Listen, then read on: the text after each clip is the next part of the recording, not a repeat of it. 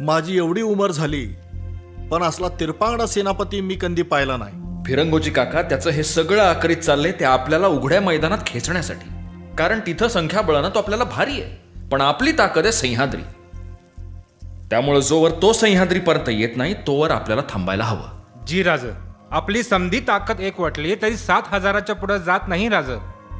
मग काय म्हणणे काय आहे आपले? तुर्तास तरी तह करून ही वेळ मारून न्यावी असं वाटतं. चढे घोड्यांनिशी राजांना कैद करायचा विडा उचललेला खान तहाने संतुष्ट होईल असे आम्हाला तरी वाटत नाही. आपण तरी कशाला गप्प बसायचं? एक एक जण लाखांवर भारी पडू.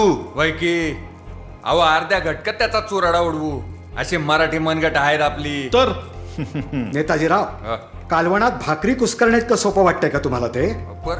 ही वेळ मुत्सद्देगिरीनेच मारून न्यावी लागणार. हो सोनपंत, मग काय म्हणायचं काय त्याला? ये रे बाबा ये, तुला बसाय देतो पाठ आणि बसून छान आपण दोघं बी खाऊ वाशाट. अहो तानाजीराव, तुम्ही वाईच ऐकून घ्या जरा. तुम्ही बोला. राज, मला भी वाटतं या आपण थोडा धीर धरावा. पर सला करावा हे काही मनाला गमत नाही. जरा पिकल्या केसाचा ऐका की.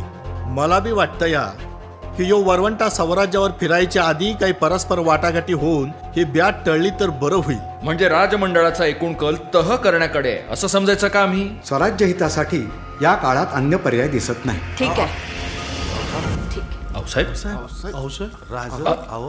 आऊसाहेब, आई जगदंबे. सोयराबाई, जी आऊसाहेब.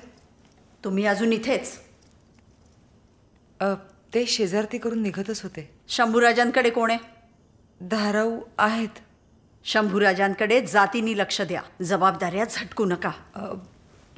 आऊसाहेब,